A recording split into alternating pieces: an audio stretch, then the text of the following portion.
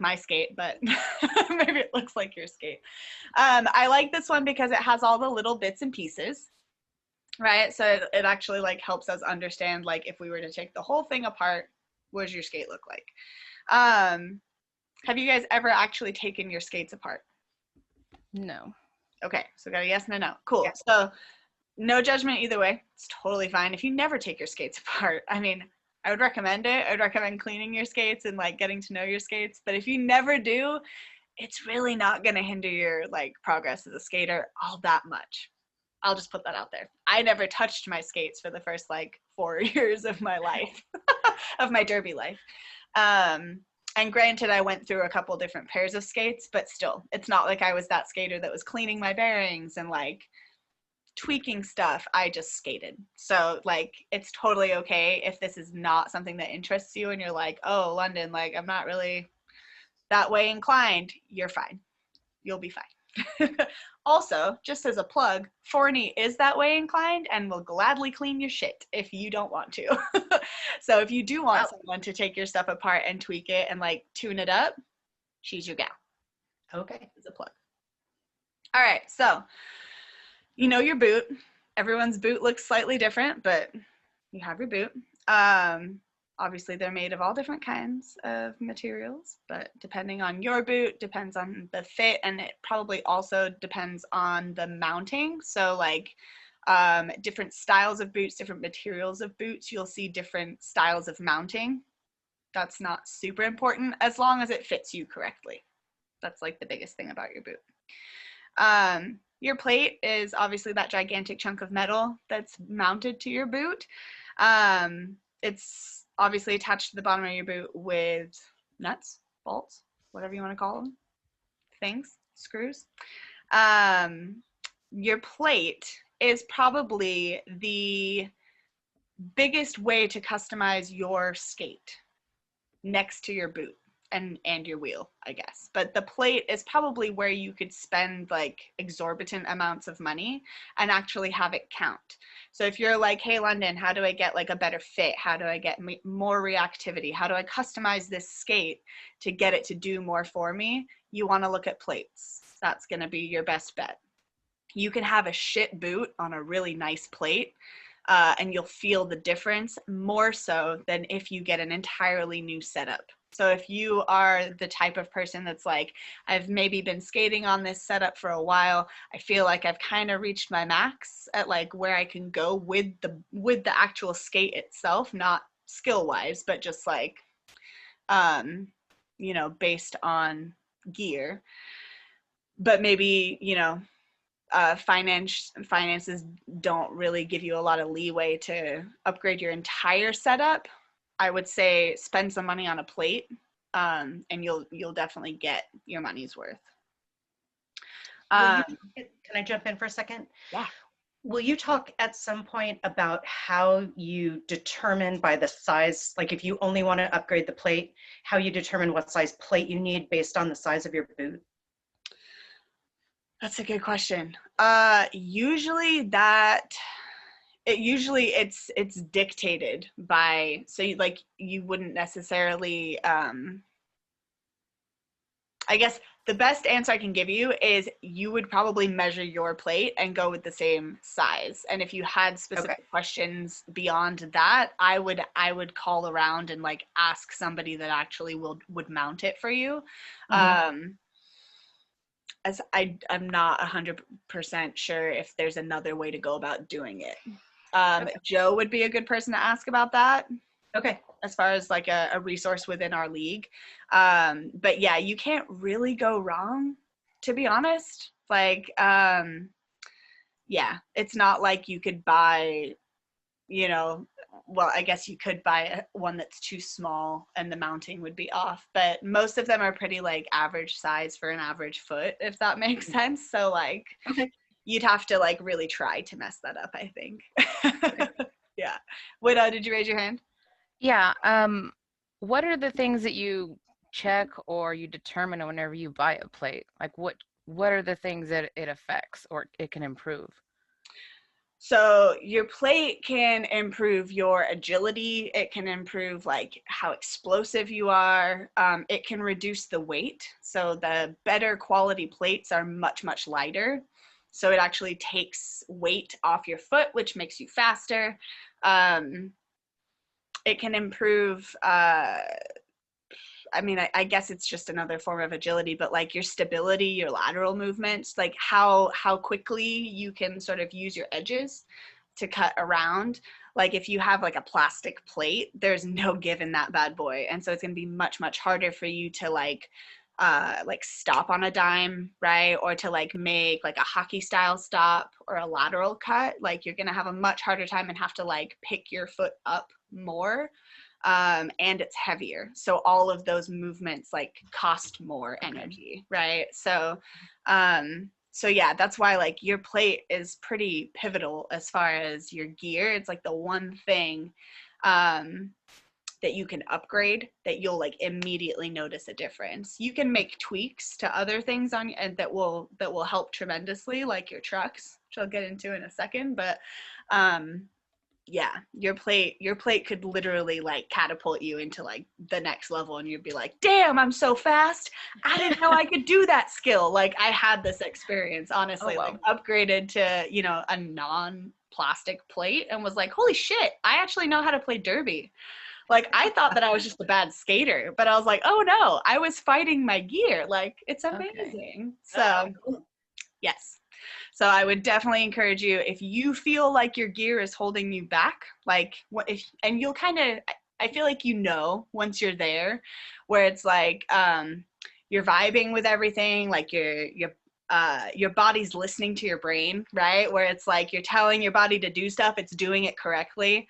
And then if you just feel like you're lagging in speed, or you just don't quite have that like reactivity time, it's like, man, I'm just like a half step behind everybody and it's really frustrating. Like feel like you'll know when you get to that point. That's when I would recommend either upgrade your whole setup if you can afford it. But if you can't, that would be when I would recommend looking to like a new plate. All right. So wheels we will get into in a little bit. Sort of specific sizes, styles, grips, hardnesses, all of that. Your toe stops. I like my biggest recommendation for toe stops is the bigger the better. Like the bigger the surface area, especially for beginner skaters or intermediate level skaters, or derby skaters just in general. Like I have found that they're not great for park skating, but they're also not terrible because I'm used to them. But for derby, the bigger surface area you can have to bounce around and like stomp and run on, like you're doing yourself a favor. So as long as they don't hinder you in any way. I know some skaters find that they like trip over them, so there is kind of a happy medium. Yep, I have those same ones, Widow. Those the Bionics. I don't know. Forney set me up. I'm pretty sure they are. So yeah, the Bionics, I love them. I highly recommend them. I have the same ones. They're just really worn down now.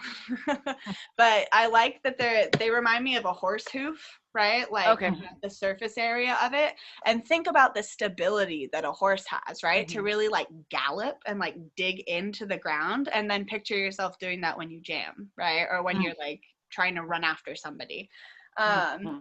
It just really gives you an edge, versus I used to have like the really little gumballs. And I found myself like I would slip a lot, right? Where I'd go to like throw a toe stop down for a stop or a juke or whatever. And a lot of times I would catch the edge and I'd actually slip because they're not quite as large, right? And so you have to be a lot more precise on a smaller toe stop, which some people are, and that's totally cool. But just, you know, to give yourself that extra sort of room for error, and just the bigger surface area to like run around on if you're a toe stoppy person, which I have found myself to be more recently. Yeah, the Bionics or the larger gumballs I would recommend. I think there's also one other brand that looks really similar to the Bionics. I can't remember what they are, but just anything that's like that much larger surface area is gonna be your friend when it comes to practice, right? Like drills on your toe stops are brutal on small toe stops, but also just for like the actual skills themselves. When we get to talking about stride later on, the problem I've been using the gumballs on my indoor skates, and I find when we're doing laps that I sometimes am catching it as I'm striding. Okay. So maybe could we come back and talk about that when you're at the right point?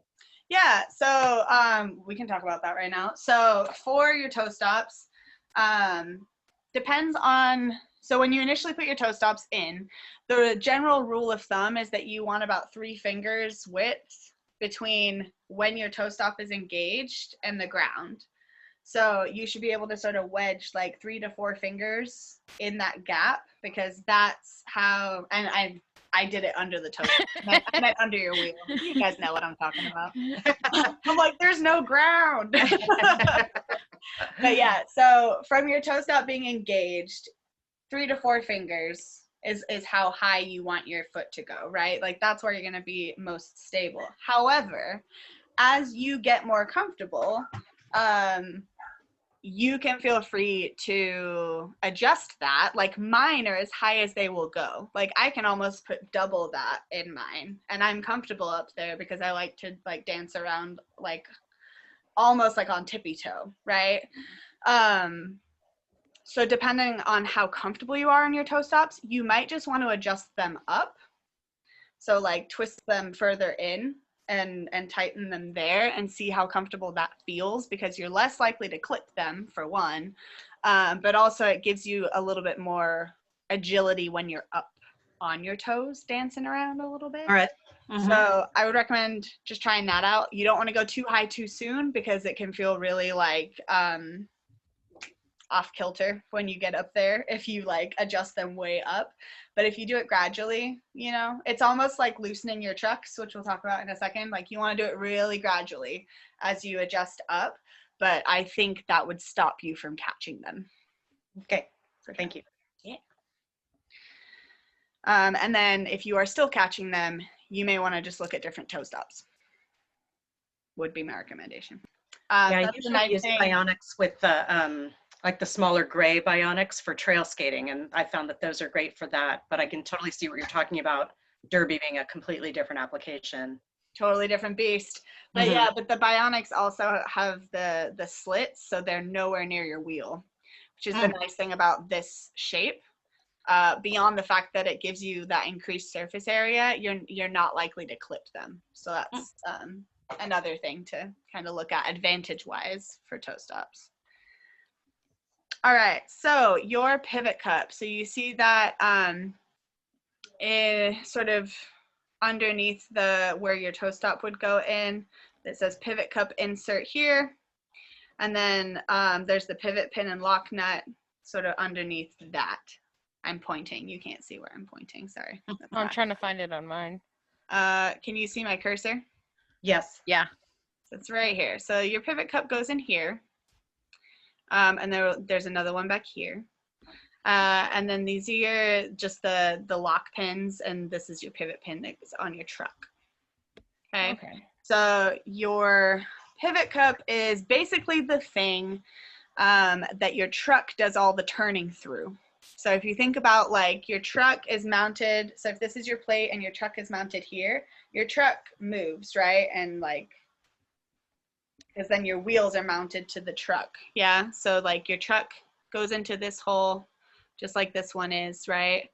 And then your wheels are mounted to your trucks. So your trucks are obviously taking all of the movement of your wheels as well as the movement of your foot, right? So all of that is basically being, like all that energy is being sent through your pivot cup. So